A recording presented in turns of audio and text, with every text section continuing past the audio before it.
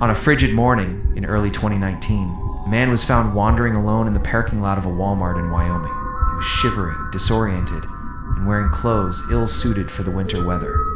When asked his name, he said it was Michael Lee. He thought he had a wife and a son named Eli, but other than that, he couldn't recall anything else about himself. There were no identification documents on him, no wallet, no phone. But despite extensive efforts, no one has been able to put the pieces of his life back together. The doctors found surgical scars on his body, evidence of a past that refused to be forgotten, but that nobody could document. He describes seeing shadows moving around the periphery of his vision, and he always feels compelled to get out of bed and run. Despite the fact that no one is ever there when he turns around, he still runs away from an unseen threat. This is consistent with his behavior when he was found wandering in the parking lot. He kept pushing people away and wouldn't let anyone near him, probably because he didn't recognize anyone. Even when they tried to help him, it's as if he'd just disappeared from the face of the earth. Or to put it another way, it's as if he'd never existed. According to a psychologist who spoke with local news, Michael seems to have suffered some sort of trauma that triggered a massive retrograde amnesia, which means that he has lost his entire memory.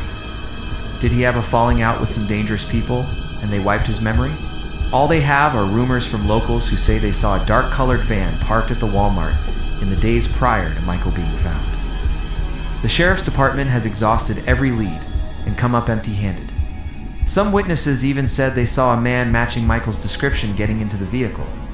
He remains in protective custody in Wyoming, unable to find himself, unable to remember who he truly is.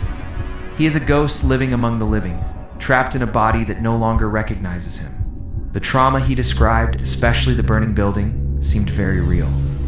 Someone loved by someone, somewhere, but those memories are locked away inside his head, inaccessible and unretrievable.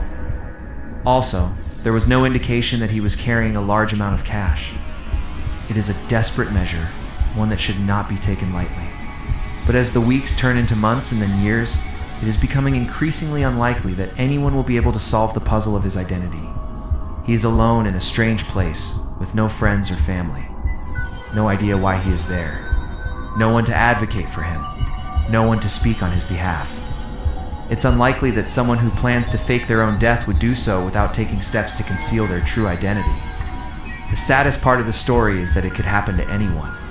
What do you think happened to this man? Let us know in the comments below. Don't forget to subscribe for more updates on future videos. You can wake up one morning and everything that matters to you is gone. Could he have deliberately chosen to wipe away his identity and start over fresh?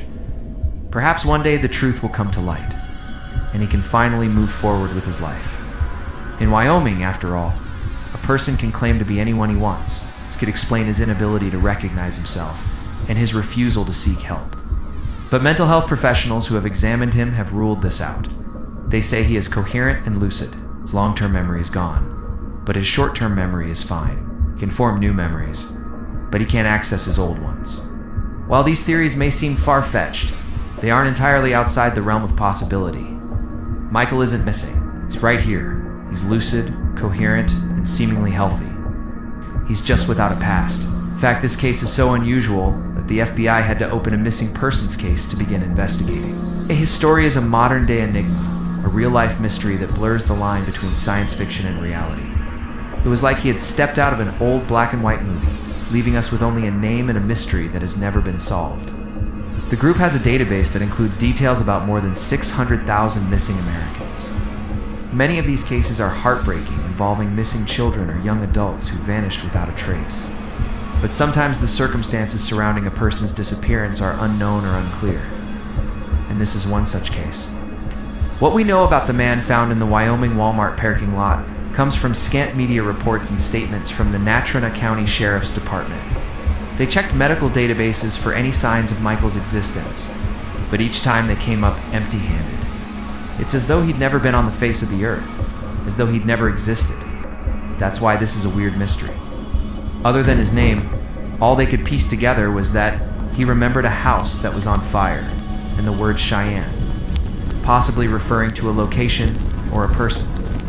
A son named Eli and flashes of a burning house, but nothing concrete. He spoke about the feeling of intense heat, but couldn't tell officers what was on fire.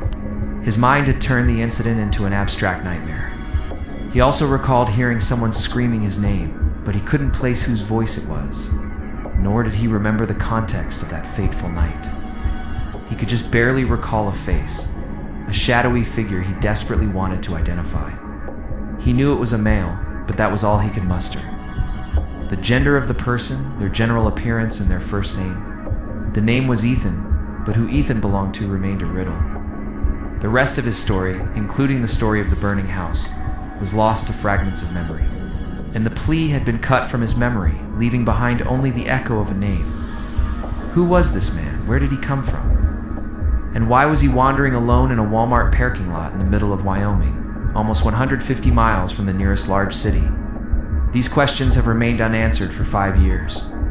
When asked about those memories, he told investigators he remembered having a wife. It would be a cruel twist of irony if he was trying to call out for help. Michael has undergone numerous interviews, brain scans, and psychological tests. The lack of answers doesn't make this any less of a mystery.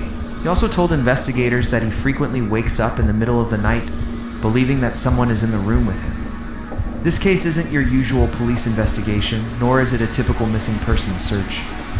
FBI agents search through every fingerprint, DNA, and facial recognition database.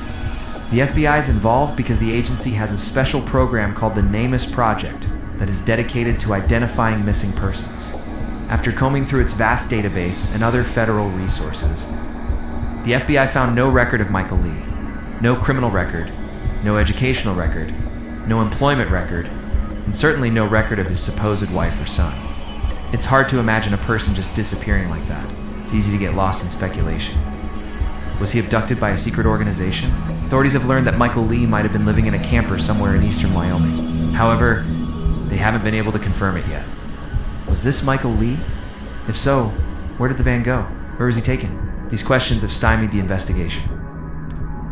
Not everyone believes Michael's story, though. Some people wonder if he is faking amnesia to escape his past. However, this seems highly unlikely. Others have wondered if Michael is mentally ill, suffering from an undiagnosed psychotic episode. So what happened to Michael Lee? Well, that's the million-dollar question. And now he must live with the knowledge that he was once someone else, a husband, a father, a son, a friend, an employee, a taxpayer. As of today, nobody has claimed him. Nobody has identified him. There are many reasons why a person might want to alter their identity, whether it's to escape a troubled past or to start over after making a mistake. There is currently a small reward being offered by the sheriff's office for any information leading to the identification of the man. Some people may never understand what happened to him that day, but he keeps hoping that someone will recognize him and help him regain his life. Or maybe he is destined to spend the rest of his days in Wyoming, alone and forgotten. All we can hope is that this will never happen to us or anyone we love.